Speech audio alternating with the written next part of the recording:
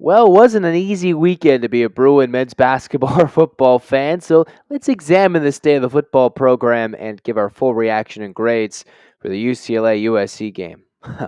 Man. You are Locked On UCLA, your daily podcast on the UCLA Bruins. Part of the Locked On Podcast Network, your team every day.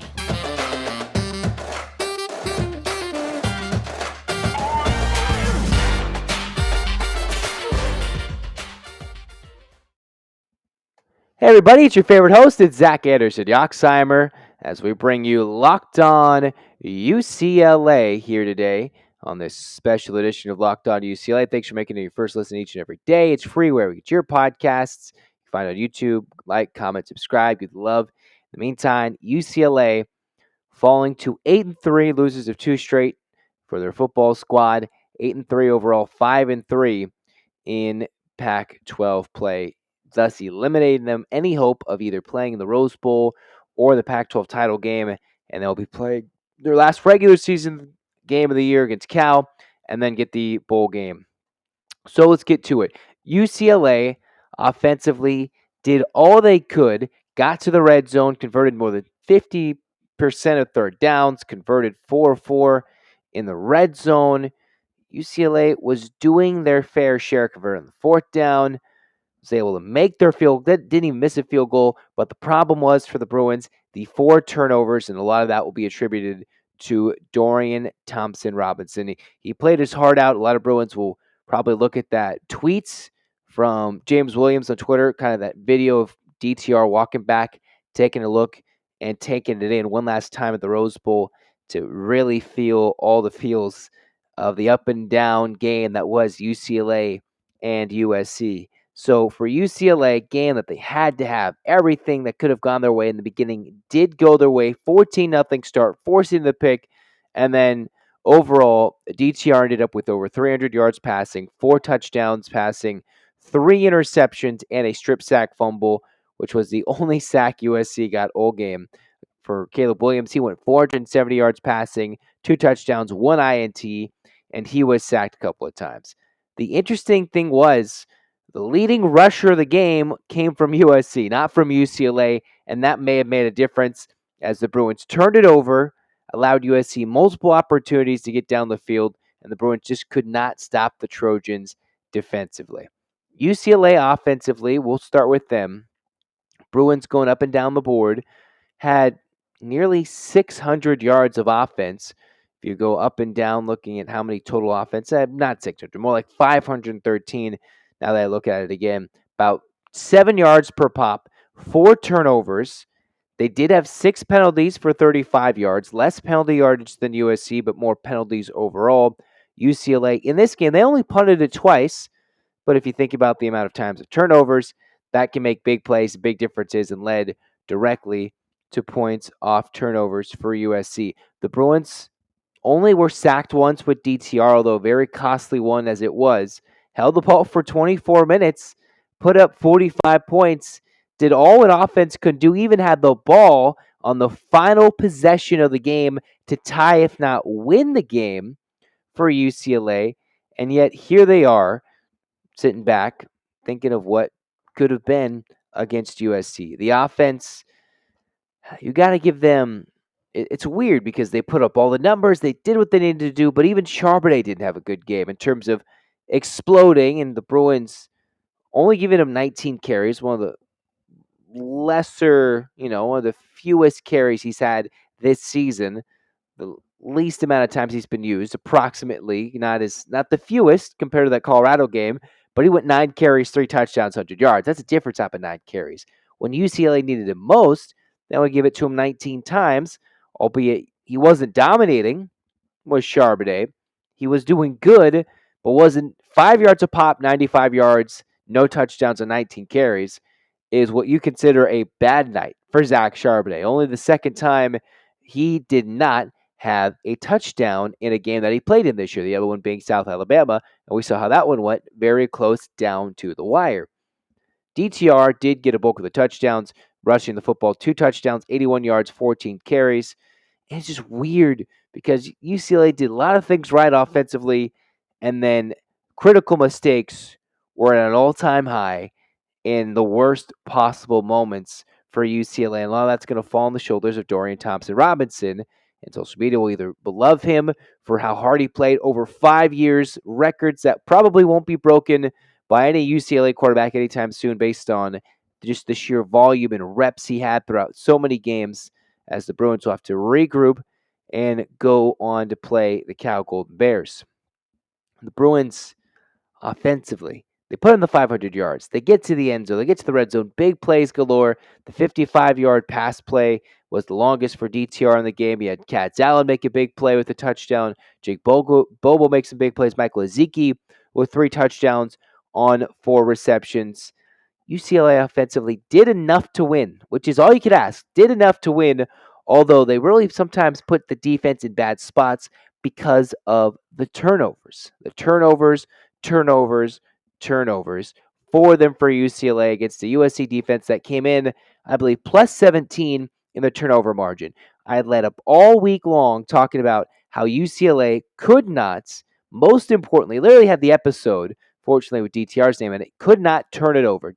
You cannot turn it over and could not against that USC defense, which prided itself on forcing turnovers. And that's how they win games. And that's how they beat UCLA, mostly because of the turnovers from the offense. We'll get to the defense in a second.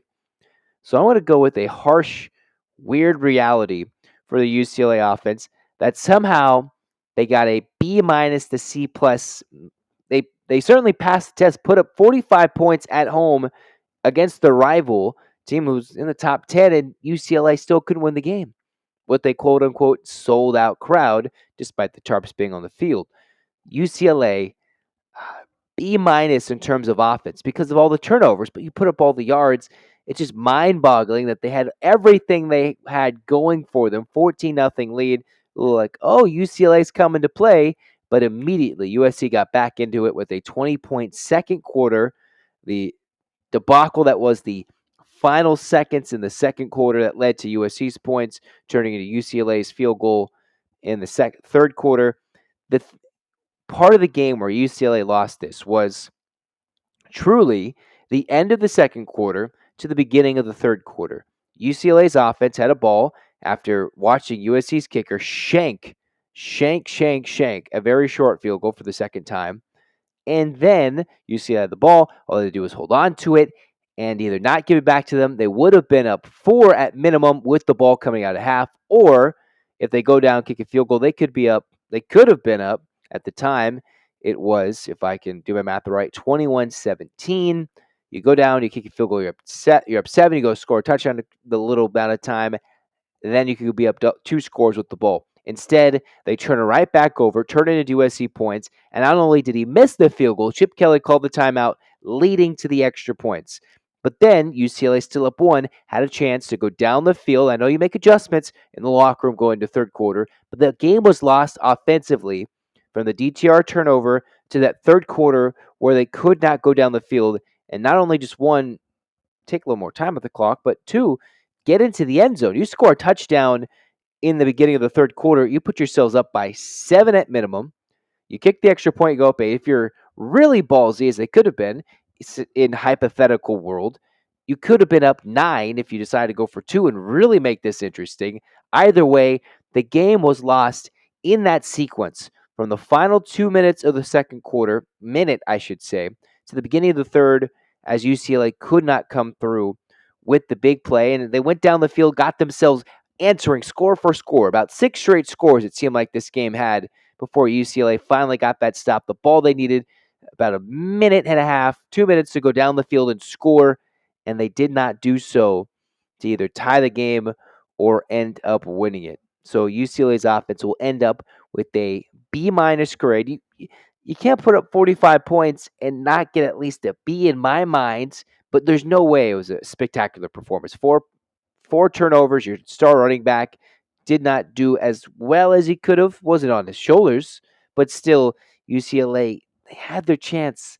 And they just could not go and do it and write and rewrite what would have been a classic chapter, as it already was in the battle for the victory bell. But nobody's safe. Nobody's safe. This defense isn't safe. But if you thought about securing your home with home security, if you've been putting it off, you want to listen up right now.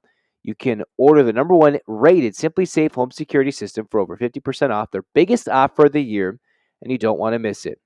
Here's why to like it. SimpliSafe was the best home security system of 2022, named by U.S. News and World Report for a third year in a row. They've got emergency 24/7 professionals that use Fast Protect technology exclusively from SimpliSafe that can help get you priority police response by verifying the threat is real. All you got to do is use the top-rated app. You can stay in control of the system anytime, anywhere, arm or disarm, unlock for guests, access to cameras, or adjust your settings. That's why you don't want to miss your chance to get 50% off for the security system, the new SimpliSafe system, at simplisafe.com/lockedoncollege. That's again 50% off the new security system at simplisafe.com/lockedoncollege. There's no safe like SimpliSafe. Nobody's safe here on Locked On UCLA, as the Bruins have dropped 2 in a row, shockingly to Arizona and heartbreakingly to USC. One-score games in both of those, where the Bruins trailed from the get-go against Arizona, led from the beginning against USC, and yet it was a 20-point second quarter, 14 points in the third, 14 points in the fourth. So USC put up 48 points of 48 points on the scoreboard in 3 quarters, despite the Bruins shutting him out for the first 15 minutes of the game. Plus, in addition, you have Bill McGovern, who is still sad for now. We don't really know the full story, although I see lots of rumors on Twitter. But Bill McGovern was out again, which was described over a month ago as an illness. He, as the Bruins defense was missing at times, so was the UCLA defense this game. They did sack Caleb Williams a couple of times. I said that was needed for UCLA to get a couple of sacks, get 3 tackles for loss. But in the end, they didn't contain the edges, didn't get to Caleb Williams enough for him to truly be uncomfortable. They got the early interception on an ugly pick from Caleb Williams. You got his mistake. You got his horrible looking moment where he looked bad. And then after that, he turned it on and went up for 470 yards, 2 touchdowns. One of the more shocking numbers was they allowed Austin Jones with Travis Dye out to go for 21 carries, 120 yards, no lost yardage, and 2 touchdowns for nearly 6 yards a pop. He averaged more yards per carry on more carries than Zach Charbonnet and scored 2 more touchdowns. USC had 4 rushing touchdowns. UCLA kind of flipped from USC, 4 passing touchdowns, despite a large bulk of the number coming through the air for USC, a large number of the rushing yards for UCLA, 200 in fact, did not do enough for UCLA offensively. Defensively, the Bruins were torched by the Biletnikoff Award winner in Jordan Addison, who had 11 catches, 178 yards, and a touchdown. Kyle Ford even went down and made a 50-yard play, 3 receptions, 73 yards, and a touchdown. And throughout Williams' 32 receptions, he's able to sprinkle it around to the likes of 9 different guys, if I did my math really quickly there. The Bruins, they did what they needed to do early in the first quarter. Get under their skin, jump out to an early lead, do what they needed to do. Even kept USC helped out by some bad special teams from the Trojans, where they missed a couple of field goals, short field goals when they went down the field. They were 5 of 8 in the red zone, so the Trojans weren't spectacular there. Got missed special teams. They got a bad special teams unit because Dennis Lynch missed a couple of field goals. So the Bruins were bailed out, got big plays. They bent, did not break in certain instances, and then were broken down a lot in that second half until they got that final stop. And you can ask, all right, they got that stop.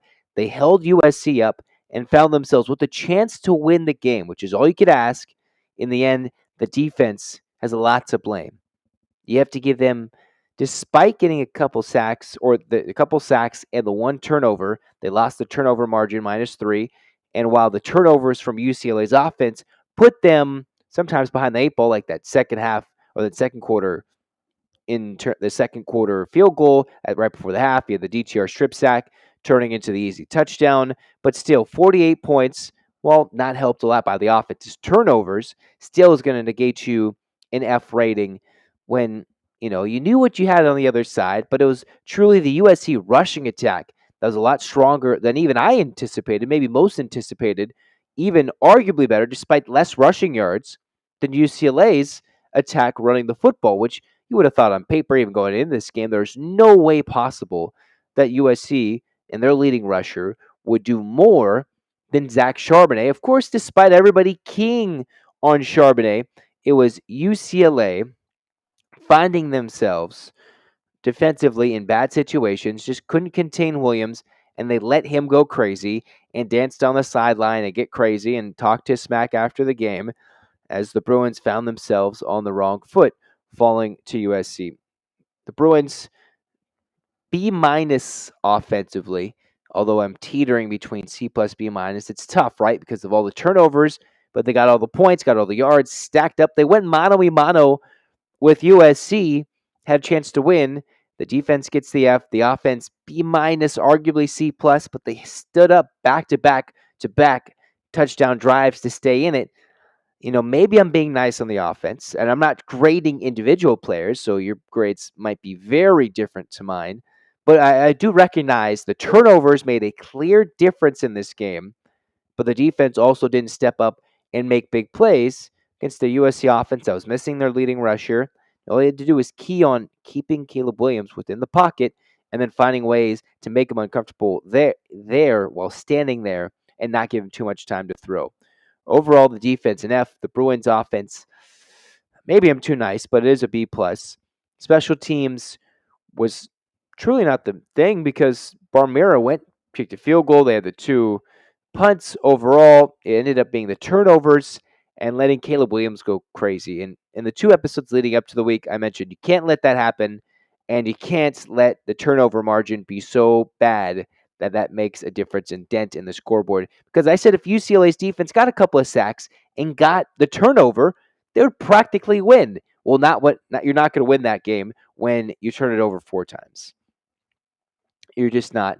And you're not going to do it when your defense doesn't get many stops in the last 3 quarters of the game. 48 points overall. The turnovers hurt them. Maybe I'm leaning towards a C grade for the offense. Either way, it was a frustrating one.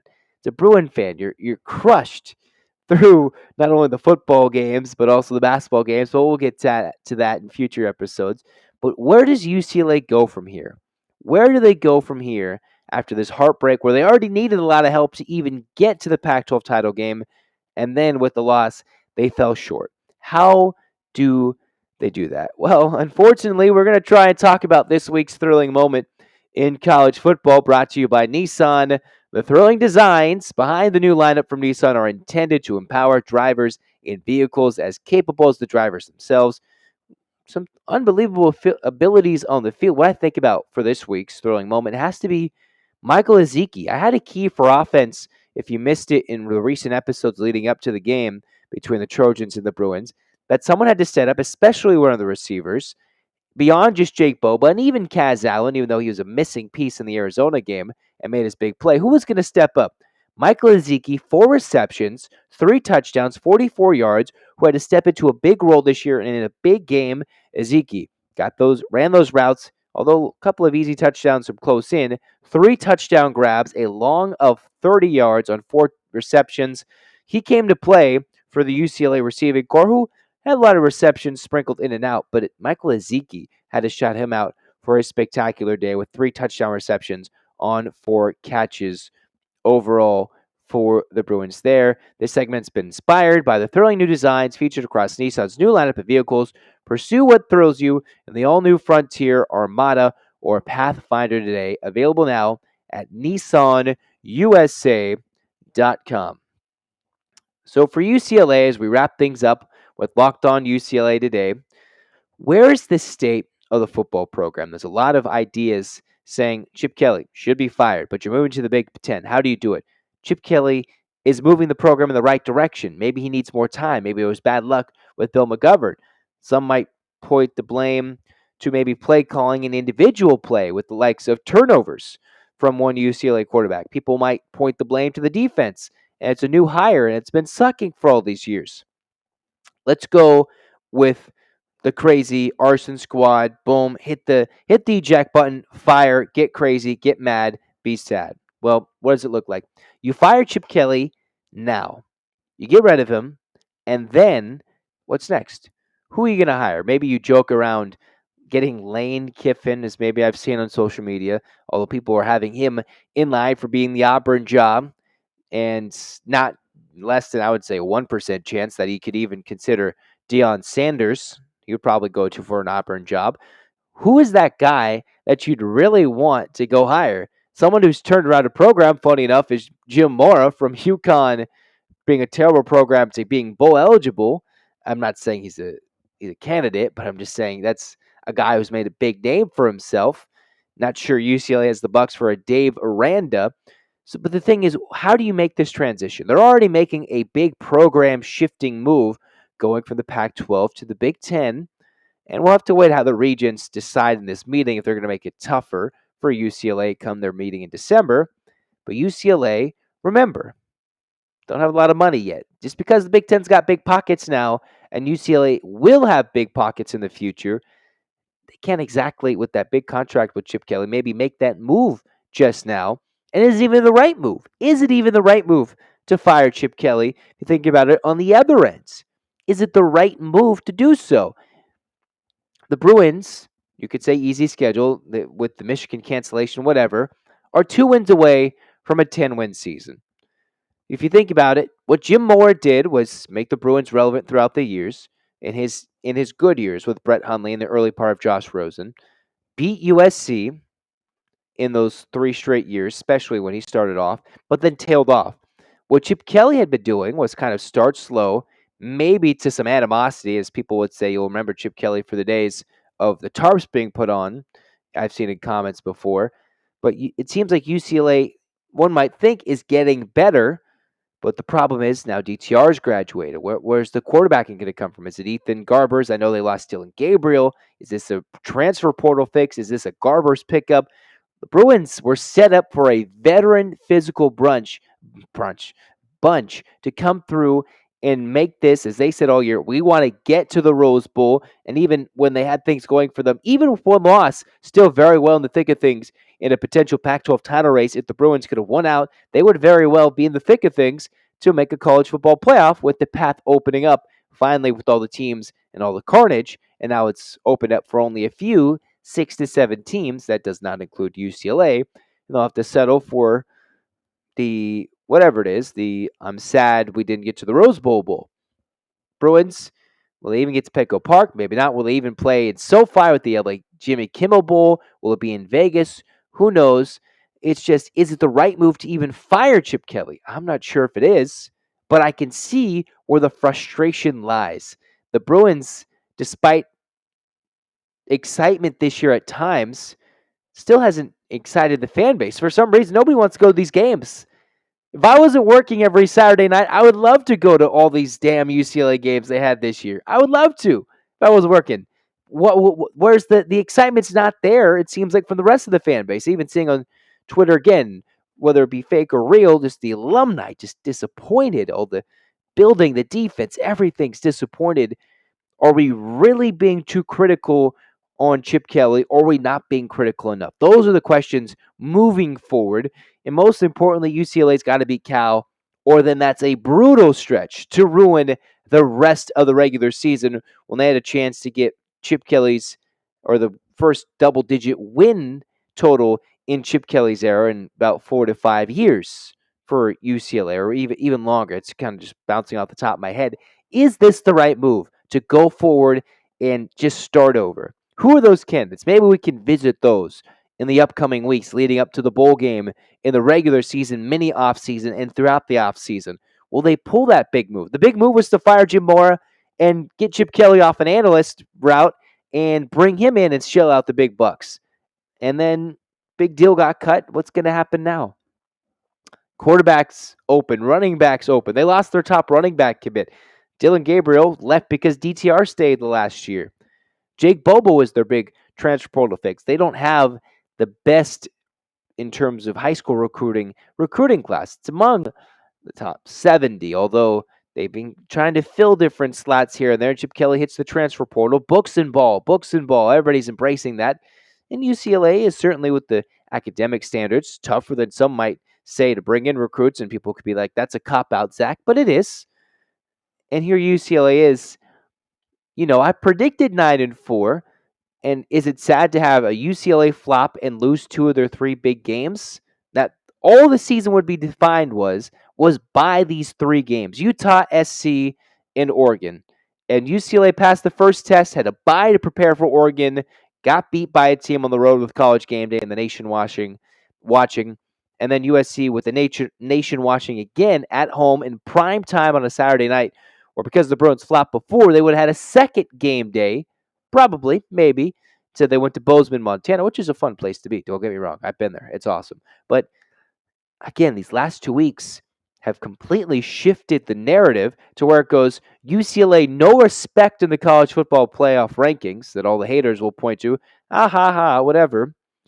All the shift of the momentum and the narrative to now this is a terrible season. And can it really be a terrible season if they get to 9 to 10 wins, 9 wins, 10 wins? Can it truly be terrible?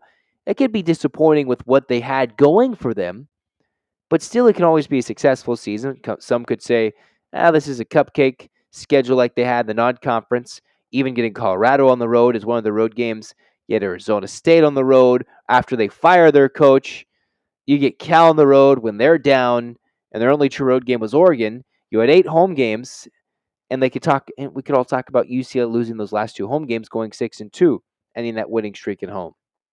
So many different ways to analyze and think about things. And is Chip Kelly, is he done? Has the game passed him? Are we being way too harsh based on the last 2 games with the defense that needs to be fixed and a team that's been playing without their defensive coordinator? And the Bruins playing their heart out. There's so many things to talk about going forward, and not even I know where this could be headed, whether it's the jokes of being a serious football program or not, or what happened to the fans, or what happened to the Bruins' dream season.